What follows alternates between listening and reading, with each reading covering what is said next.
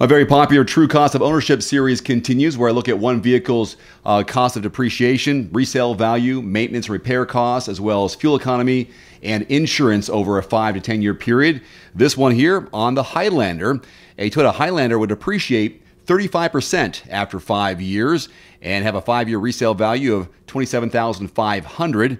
This does a fantastic job, this vehicle, of holding its value in the short term and places in the top 20 for models in the 3, 5, and 7 year marks. For those of you looking in this vehicle class, the Highlander provides an excellent value, and you can feel confident in your purchase, whether new or used. This chart here shows the expected depreciation for the next 10 years on a Highlander. Results are for vehicles in good condition, averaging 12,000 miles per year, also assuming a selling price of $43,300 when new.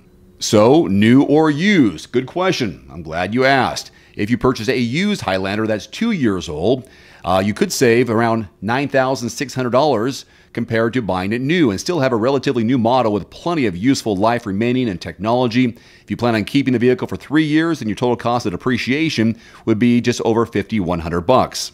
Best model years to buy a Highlander. As of this recording, a 2020 Highlander is the top pick in terms of model year value. With a 2020, you would only pay on average 82% of the price as new, with 92% of the vehicle's useful life remaining. Not bad.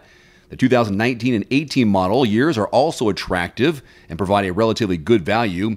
Values based on multiple factors, including its price as new, current price, maintenance costs, and remaining years of overall predictable expenses. We can't ignore the cost of insuring your Highlander. It's around $1,600 per year, adds up to over $8,000 after 5 years of ownership.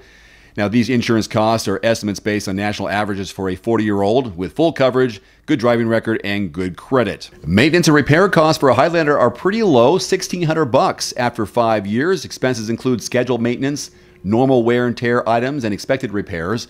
These estimates exclude any free warranty work that's performed. As far as financing, if you need to finance, the average cost of financing a new one would be about $5,000 after 5 years, assuming a 72-month loan with an APR of 4.75% and 20% down, which not always typical. You can get better rates than that. Fuel economy is good. The average fuel economy for a Highlander is around 28 miles per gallon on average. Total cost around $6,600 in fuel after 5 years, or about $1,300 annually. Not talking about hybrids, talking about on average for the Highlander. These estimates are based on recently collected national averages for fuel prices, assuming 12,000 miles driven every year, 55% breakdown in the city, 45% driving on the highway. So those numbers reflect the true cost of ownership of a Toyota Highlander as of this recording. If you are serious about one, whether it's new or used, check out quotes.everymandriver.com. It's free. It'll find the best quotes and deals in your zip code from qualified dealerships. Again, quotes.everymandriver.com. Check it out. Here is your ever-shrinking list of manual transmissions available in America for 2022. It gets smaller every year. These are trucks, cars, and crossovers. Let's begin. BMW M3 and M4, Cadillac CT4 and 5V Blackwing, the Camaro and Spark are on there, the Challenger, Ford Mustang, as well as the Bronco.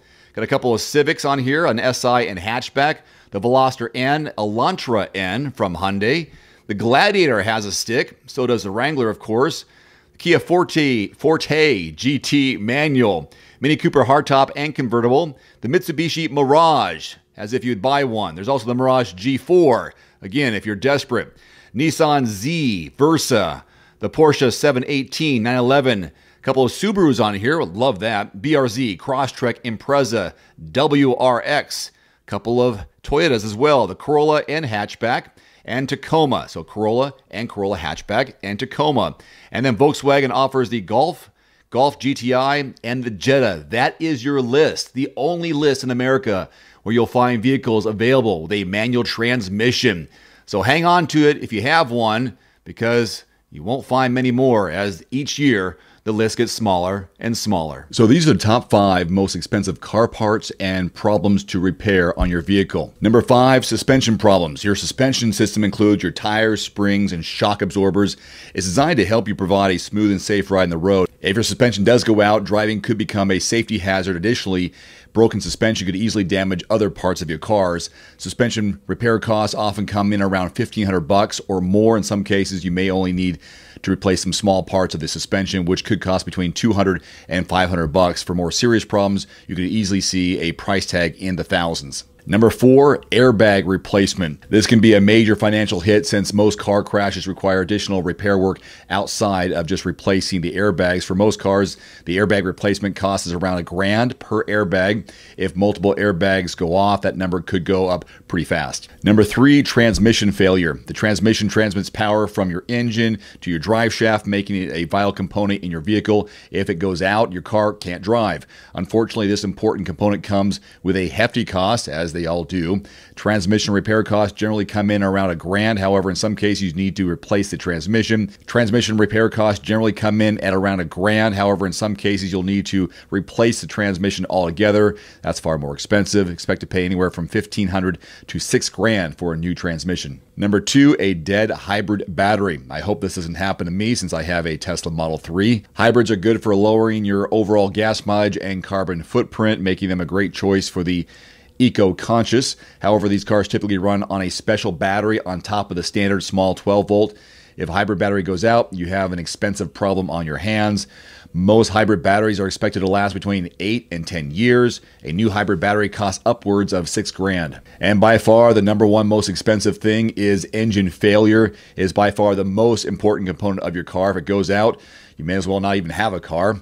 That's why engine maintenance is so important. A well-maintained engine can last you close to 200,000 miles. However, if something does go wrong or you fail to take care of it, we all do that every once in a while, it will cost you an arm and a leg. A new engine will cost you between $4,000 and $8,000 on average. This kind of cost may force you to decide whether you're still interested in keeping that car or whether it's time to junk it altogether. As a good follow-up here, when is a good time to sell your damaged vehicle if it gets to that point? Well, a good rule of thumb on when to sell, if the cost of repairing your car is 50% or more of your car's value, it might be time to put it on the market. Of course, you have to factor in other considerations as well, including how long will it take to repair your vehicle, how long can I go without a vehicle, and will I have to pay for a rental while I wait. If you happen to be in the market for a new vehicle, car or truck or SUV, and you want to get the best deals and quotes in your zip code, check out quotes.everymandriver.com. It's a free shopping tool. You type in the make, model, and your zip code, and qualified dealers will pop up on the right side of your screen. Just choose which ones you want to work with, and then you are on your way to getting a great quote in your area. If you don't find what you're looking for, if dealers don't pop up, just expand your zip code. It's a free service at quotes.everymandriver.com. Odds are your vehicle has a 1% chance of reaching 200,000 miles. Is that disturbing? Does that bother you? If you can get that many miles out of your car, that's a pretty good investment, don't you think? Here are the longest lasting cars to reach 200,000 miles. Maybe yours is on the list. So my friends over at iSeeCars.com did a study and sent it to me this morning, trying to figure out which cars last the longest, which cars best demonstrate longevity and reliability for their drivers. So they analyzed more than or nearly 12 million cars to determine which vehicles are most likely to reach that 200,000 mile mark and beyond. Here are the key findings they discovered. Truck-based SUVs represent the majority of this list that you see here. Toyota's accounted for 6 of the top 10 vehicles, with Land Cruiser and Sequoia dominating the competition. 6th ranked Avalon is the only sedan to make the list. 8th ranked Highlander Hybrid is the only crossover on this list. In addition to the overall longest lasting list, they have a comprehensive study that also examined longest lasting pickup trucks, analysis by brand, and much more. Once you have a chance to review this, you can see the link below and see if some of these vehicles are something you want to look into in the near future. I guess I'm not surprised to see Land Cruiser and Sequoia and even the Suburban and maybe even the Expedition at the top of the list. Really happy to see the 4Runner because I used to own a 4Runner. The reason why I think these vehicles are on the list is because they're large family haulers, and people who make that kind of investment and have a lot of people to carry around want to keep those vehicles as long as possible. My question to you is, how many miles do you have on your vehicle, and what vehicle do you drive that has that many miles? Is it on this list? Should it be on this list?